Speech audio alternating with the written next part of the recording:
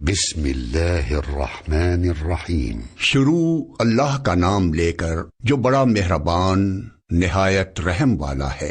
اولاد اللہ تعالیٰ جل شانہ کی بہت بڑی نعمت ہے۔ اس کی آرزو اور تمنا ہر شخص کے سینے میں موجود ہے۔ اللہ تعالیٰ نے قرآن مجید کے اندر اولاد کے لیے تڑپتے لوگوں کی کہانیاں بیان فرمائی۔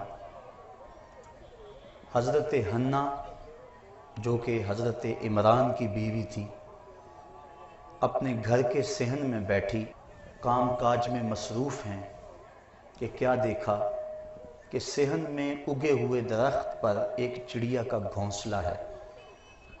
چڑیا نے بچے نکالے ہوئے ہیں اور باہر سے دانہ دنکا لا کر بچوں کے منہ میں ڈالتی ہے۔ حضرت حنہ اولاد کی دولت سے محروم تھی۔ یہ منظر جب آنکھوں کے سامنے آیا تو کلیجہ پھٹنے لگا۔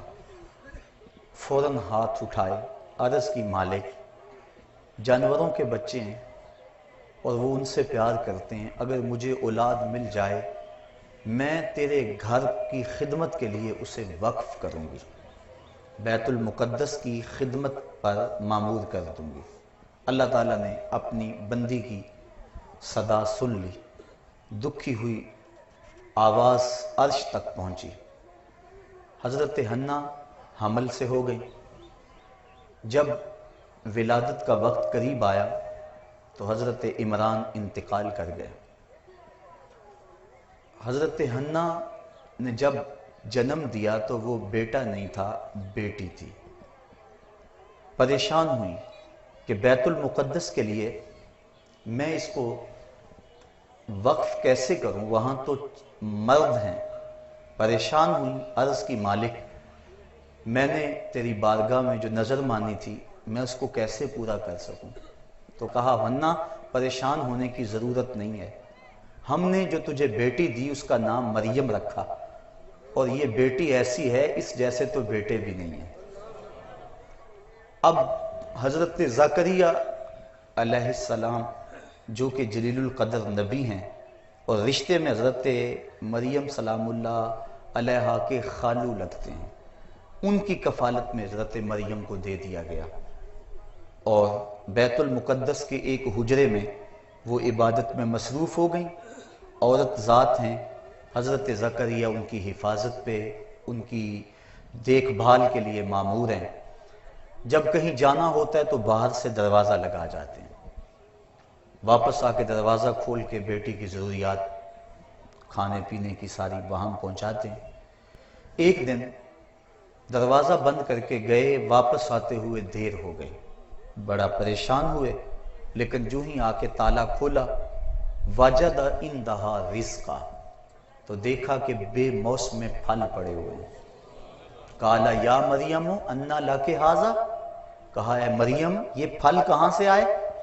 کہا یہ پھل مجھے میرے اللہ نے دیے ہیں، اور وہ جس کو چاہے بغیر حساب کی عطا فرماتا۔ حضرت زکریا علیہ السلام کے ہاں بھی دولت اولاد نہیں تھی۔ 99 سال اور ایک روایت میں 120 سال عمر ہو گئی تھی اور ابھی تک اولاد نہیں تھی۔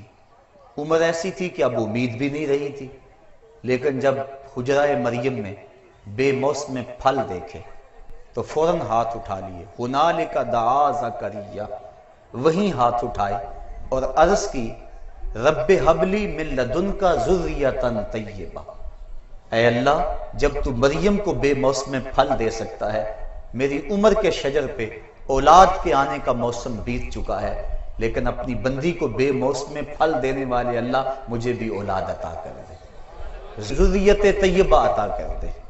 اب جب انہوں نے دعا کی، دل کی اتھا گہرائیوں سے نکلی ہوئی دعا عرش تک جان پہنچی۔ اللہ تعالیٰ جل شانہ نے حضرت زکریا کی دعا کا جواب دیا۔ فنادتہ الملائکہ وہو قائم یصلی فی المحراب، فرشتوں نے ندا دی اس حال میں کہ وہ ابھی اس محراب میں حجرے میں دعا مانگ ہی رہے تھے، ابھی ہاتھ بھی منہ پر نہیں پھیرے تھے۔ تو کیا ندا دی؟ ان اللہ یبشرک بیحییٰ، اے زکریا تمہیں مبارک ہو، ہم تمہیں حضرت یحییٰ کی بشارت عطا کریں۔ تو اولاد کے لیے انبیاء علیہ السلام کی تڑپ، ان کی آرزو، ان کی تمنا قرآن مجید کے اندر جا بجا موجود ہے۔ تو اللہ تعالیٰ کی بارگاہ میں اولاد مانگنا، اولاد طلب کرنا، یہ مسنون ہے، انبیاء علیہ السلام کی سنت ہے۔